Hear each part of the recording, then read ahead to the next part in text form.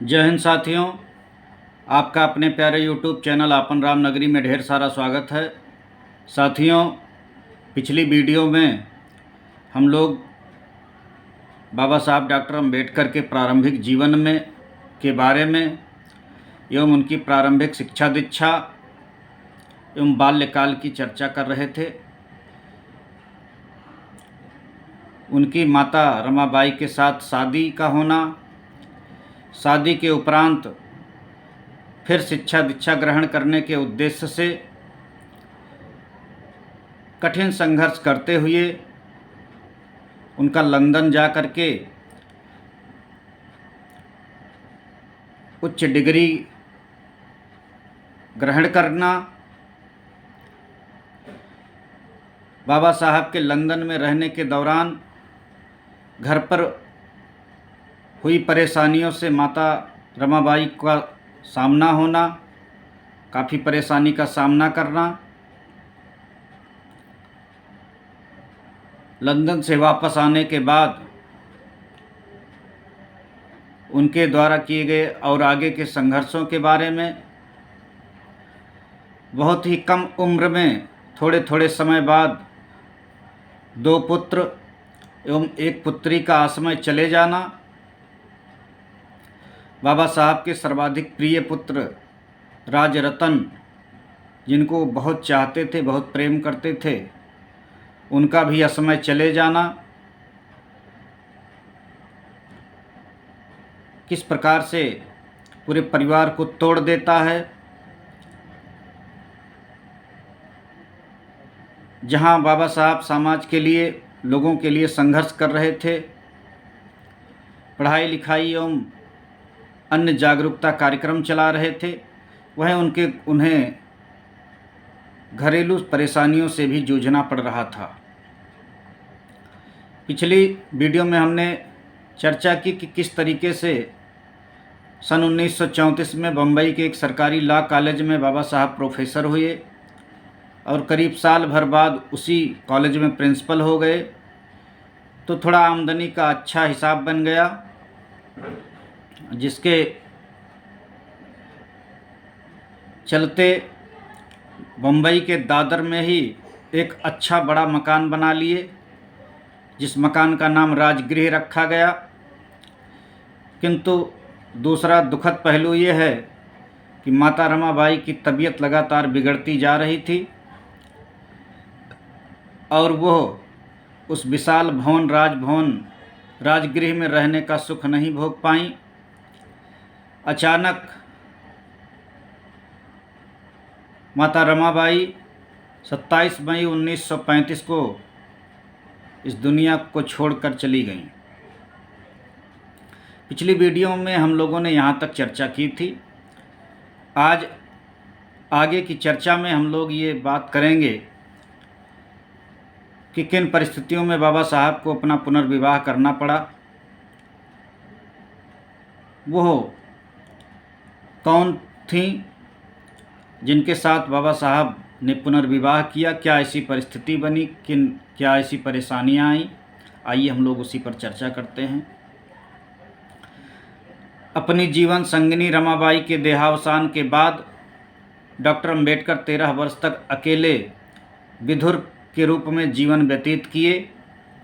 इस दौरान उन्होंने पठन पाठन में काफ़ी परिश्रम किया, गहरा अध्ययन, लेखन, राजनीतिक और सामाजिक सेवा कार्यों में लगातार लगे रहे।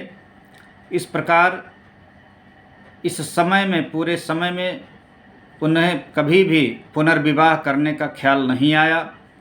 अध्ययन और सामाजिक परिवर्तन के कार्य में सदैव व्यस्त रहे, जिसके चलते उनका खान पान काफ़ी बिगड़ गया, अनियमित हो गया।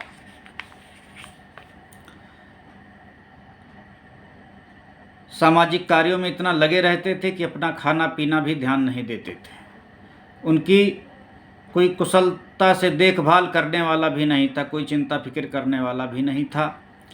पुत्र यशवंत राव बम्बई में रहता था, जो अविवाहित था।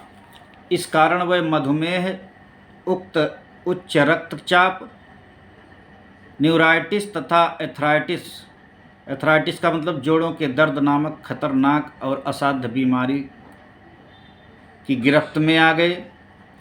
मधुमेह में नियमित और संयमित खान पान के साथ साथ नियमित व्यायाम और दवाओं का समय समय पर सेवन करना जरूरी होता है। संविधान की मसौदा को डॉक्टर अंबेडकर ने मधुमेह की बीमारी के दौरान ही लिखा था। उसी दौरान वह हिंदू कोड बिल भी तैयार कर रहे थे। अछूत कौन और कैसे का लेखन भी जारी रखे थे। इसके अलावा कानून मंत्री की हैसियत से कई प्रकार के कानूनों को प्रस्तुत करना तथा प्रतिदिन के कई प्रकार के कार्यों में उस समय व्यस्त रहते थे। उनकी मधुमेह की बीमारी काफ़ी अनियंत्रित और जटिल अवस्था में पहुंच चुकी थी। उन्हें इंसुलिन का इंजेक्शन लेना पड़ता था। वह डायबिटीज़ न्यूरोपैथी कहते हैं मधुमेह की जटिलता के कारण नस का प्रभावित हो जाना के शिकार हो चुके थे, जिस कारण उनके दोनों पैरों की पिंडलियों में बहुत ही असहनीय पीड़ा रहा करती थी। दर्द के कारण वे रात रात भर कराहते रहते थे तथा कमरे की दीवार के सहारे इधर उधर टहलकर सुबह होने तक रात गुजारा करते थे। जब उनके अनुयायी रुई से सेंकते थे तो उन्हें कुछ आराम मिलता था और सुबह 2-3 घंटे सो पाते थे। पिंडलियों के न्यूरोजेनिक दर्द के कारण एक बार वह 4 रात लगातार सो नहीं पाए थे। कोई दवा असर नहीं कर रही थी। होम्योपैथिक, आयुर्वेदिक इलाज भी कराया गया, परंतु इसमें से कोई भी किसी भी दवा से आराम नहीं हुआ। नींद उनके लिए सपना हो गई थी। ऐसे में उन्हें गहन इलाज और आराम की बहुत ही सख्त ज़रूरत थी। इसी दौरान डॉक्टर अंबेडकर मधुमेह के इलाज के लिए बम्बई के डॉक्टर मालवड़कर के क्लिनिक में पहुँचे। उस क्लिनिक में डॉक्टर शारदा कबीर नाम की एक लेडी डॉक्टर मालवड़कर के साथ काम किया करती थी। वह सारस्वत ब्राह्मण थी। डॉक्टर मालवड़कर ने प्रारंभिक पूछताछ के बाद डॉक्टर शारदा कबीर को उन्हें जांच कमरे में ले जाकर पूरी तरीके से जांच करने को कहा।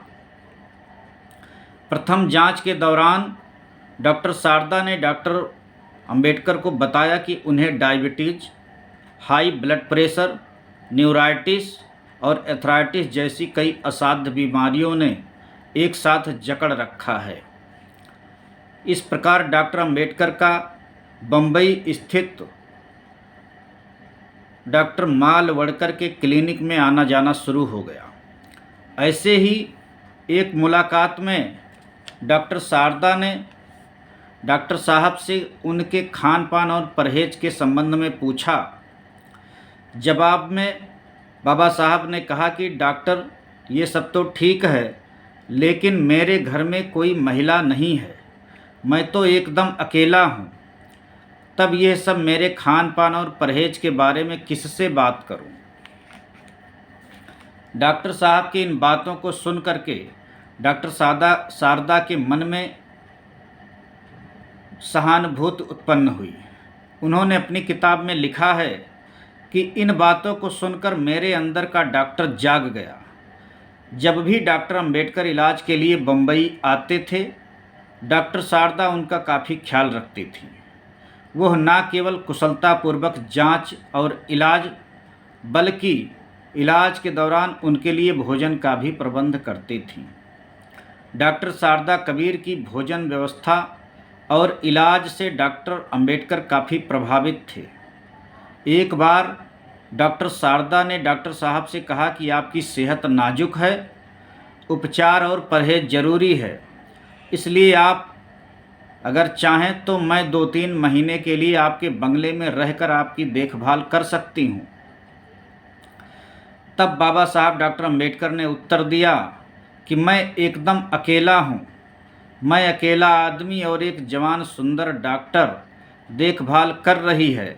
यह देखकर लोग क्या कहेंगे? तुम्हारी आस्था समझ सकता हूँ, लेकिन यह एकदम असंभव है।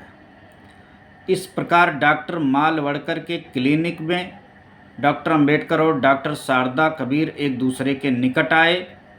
बातचीत मेलजोल बढ़े और डॉक्टर अम्बेडकर ने डॉक्टर कबीर से पुनर्विवाह करने का फैसला लिया। दिनांक 25 जनवरी 1948 को डॉक्टर अम्बेडकर ने डॉक्टर शारदा को पत्र लिखकर विवाह का प्रस्ताव भेजा था। उन्होंने डॉक्टर शारदा को साड़ी भी उपहार स्वरूप भेजा था, जिसे उन्होंने स्वीकार कर ली थी। साड़ी स्वीकार करने का मतलब विवाह प्रस्ताव की स्वीकृति देना। डॉक्टर साहब अपनी मंगेतर की तस्वीर भी अपने कक्ष में लगा लिए। डॉक्टर शारदा कबीर से डॉक्टर साहब की क्लिनिक पर मुलाकात से पहले सन 1947 के शुरुआत में उनके एक घनिष्ठ मित्र डॉक्टर एम.एन. राव के आवास पर हुई थी। डॉक्टर राव की पुत्रियां डॉक्टर शारदा की सहेली थीं, जिनसे वह उनके घर मिलने जाया करती थीं। अपने आवास पर ही डॉक्टर राव ने डॉक्टर अम्बेडकर और डॉक्टर शारदा का आपस में परिचय कराया था। डॉक्टर अम्बेडकर ने अपनी दूसरी शादी के निर्णय को अपने सहयोगी और सिद्धार्थ कॉलेज बम्बई के रजिस्ट्रार कमलाकांत चित्रे और भाऊ राव गायकवाड़ को अवगत कराया। दूसरी शादी की आवश्यकता के संबंध में भाऊ राव को पत्र लिखकर डॉक्टर साहब ने अपनी भावना और दर्द को इस प्रकार प्रकट किया था। मेरे दैनिक खान पान और इंसुलिन इंजेक्शन आदि के बारे में चिंता करने वाला कोई नहीं है, तो यह रोग फिर बढ़ेगा, ऐसा बिल्कुल भी। उन्होंने लिखा कि कोई देखने वाला नहीं है, ऐसे में यह रोग फिर बढ़ेगा नहीं, ऐसा बिल्कुल भी नहीं कहा जा सकता। मेरे मित्रों का यह विचार है कि अगर शादी के लिए तैयार नहीं हूँ तो मैं अपने देखभाल के लिए कोई नर्स या घर बार संभालने वाली बाई को ही रख लूँ। इस सलाह पर काफ़ी समय से विचार कर रहा था, पर नर्स या बाई रखने से लोगों के मन में शंकाएं आ सकती थीं, इसलिए शादी करना ही ज़्यादा अच्छा और सुरक्षित मार्ग होगा। यशवंत की माँ की मृत्यु के बाद शादी नहीं करने का मेरा निश्चय था, परंतु अब जल्दी मरना या शादी करना, इनमें से कोई एक बात को चुनना ही पड़ेगा। डॉक्टर अम्बेडकर को दूसरी शादी करने का कोई इरादा नहीं था, परंतु उन्हें हजारों वर्षों से दबे कुचले वर्ग के लिए जीवित रहना जरूरी था और इसके लिए उन्हें स्वस्थ रहना भी जरूरी था। स्वस्थ रहने के लिए उन्हें एक ऐसी जीवन संगिनी की आवश्यकता महसूस हुई जो उनकी अच्छी तरह से देखभाल कर सके। डॉक्टर अम्बेडकर एक ऐसी महिला से विवाह करना चाहते थे जो खाना बनाने में निपुण होने के साथ साथ चिकित्सीय ज्ञान से भी परिपूर्ण हो। उनके अनुसार दलित वर्ग में उस समय ऐसी महिला मिलना बहुत मुश्किल था। इसीलिए डॉक्टर अम्बेडकर एक सारस्वत ब्राह्मणी महिला चिकित्सक डॉक्टर शारदा कबीर से पुनर्विवाह करने का निश्चय किए। गायकवाड़ अपनी साली शांता से डॉक्टर अम्बेडकर का विवाह कराना चाहते थे, परंतु वह ये कहकर टाल गए कि वो लड़की उन्हें बाबा साहेब कहकर संबोधित करती है, उससे विवाह कैसे कर सकते हैं। डॉक्टर अम्बेडकर के पुनर्विवाह का निर्णय अखबारों के माध्यम से चारों तरफ फैल गया। उनके इस निर्णय से पुत्र यशवंत सहित उनके सभी निकट सहयोगियों द्वारा विवाह का विरोध शुरू हो गया। ब्राह्मणवादी हिंदुओं ने डॉक्टर अम्बेडकर का एक ब्राह्मण महिला के साथ विवाह करने के फैसले का घोर विरोध किया। सरदार पटेल के पास इस संबंध में कई पत्र आए, जिसके संबंध में उन्होंने पंडित नेहरू को सूचित करते हुए कहा कि इस मूर्खतापूर्ण शोरगुल को कैसे रोका जाए। डॉक्टर अंबेडकर का निर्णय अटल था। उनका कहना था, चाहे सही हो या गलत, विवाह डॉक्टर शारदा कबीर से ही होगी। दूसरी शादी के अटल निर्णय के बाद डॉक्टर अंबेडकर और डॉक्टर शारदा के बीच प्रतिदिन ट्रंक कॉल से बातचीत शुरू हो गई। दोनों के बीच विभिन्न विषयों पर लंबे समय तक पत्राचार हुआ। चिट्ठी का आदान प्रदान भी होता था। किसी महान लेखक का कथन है कि जब महानों पर मोहब्बत के देवता का प्रहार होता है तो वह भी साधारण मानव की तरह तड़पते हैं। यही स्थिति उस समय डॉक्टर अंबेडकर एवं डॉक्टर शारदा कबीर की थी। वह अपने जीवन को सुरक्षित रखने के लिए पद दलित समाज और देश को दीर्घ काल तक सेवा देने के लिए किसी भी हाल में डॉक्टर शारदा कबीर के संग परिणय सूत्र में बंधना चाह रहे थे, जिसके लिए उन्हें अपने आलोचकों की कोई परवाह नहीं थी। जिस ब्राह्मण समाज ने डॉक्टर अंबेडकर और उनके समाज को अछूत बनाया, उन्हें पानी पीने से रोका, स्कूल में अलग बैठने के लिए मजबूर किया तथा चाहने पर भी मैट्रिक में संस्कृत नहीं पढ़ने दिया, उसी समाज की बेटी से विवाह करना आज उसी ब्राह्मण समाज के गाल पर एक जोरदार तमाचा था। यह हिंदू शास्त्र प्रतिबंधित प्रतिलोम विवाह था। प्रतिलोम विवाह में उच्च वर्ण की स्त्री के साथ निम्न वर्ण के पुरुष का विवाह होना, उसी को प्रतिलोम विवाह कहा जाता है। डॉक्टर अंबेडकर का एक ब्राह्मण महिला से जानबूझकर शादी करने के निर्णय के पीछे यह भी एक सोच रही होगी, क्योंकि शास्त्रों के भय से मुक्त होकर अंतर जातीय विवाह का प्रोत्साहन देकर जाति उन्मूलन उनका मिशन था।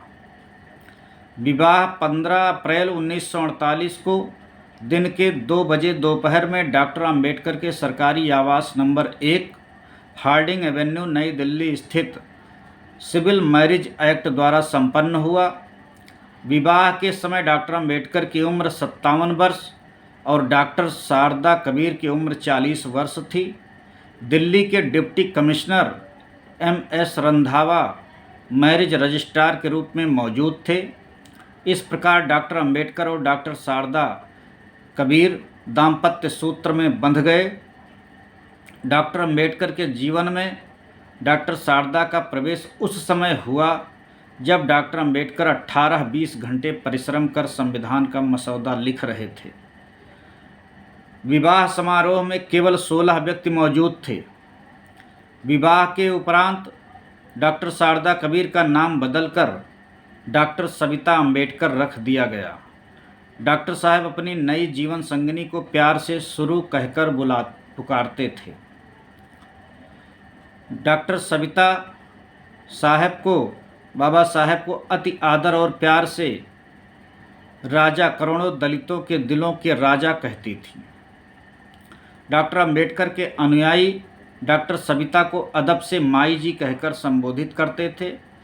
इस प्रकार दोनों में एक दूसरे के प्रति अगाध प्रेम और सम्मान का भाव था। माई जी डॉक्टर अंबेडकर के अस्वस्थता की स्थिति में काफ़ी ख्याल रखती थीं। उन्हें बच्चों की तरह नहलाया करती थीं। समय समय पर आहार संबंधी परहेज, खान पान, नियमित व्यायाम, पूरी तरीके से आराम आदि की चिंता करना, उनका ख्याल रखना, उन्हें समय पर दवाइयाँ देना तथा इंसुलिन का इंजेक्शन भी लगाती थीं। बीमारी की स्थिति में वह रात रात भर जागकर अपने पति के हाथ पांव दबाती थीं।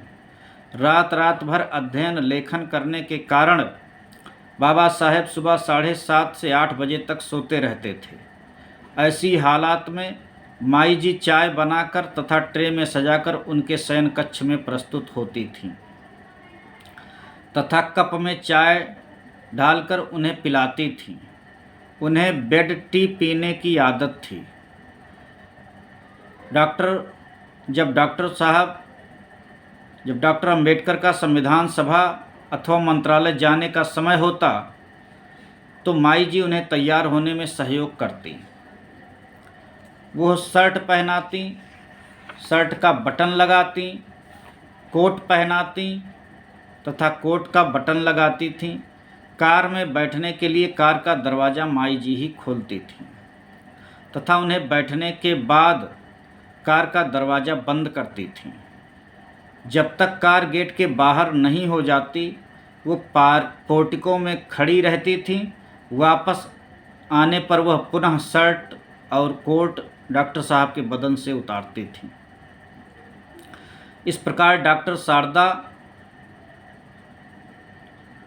आम्बेडकर एक सच्ची, समर्पित और सेवा भावना से परिपूर्ण जीवन संगिनी की भूमिका अदा कर डॉक्टर अम्बेडकर का सहारा और ताकत बनी।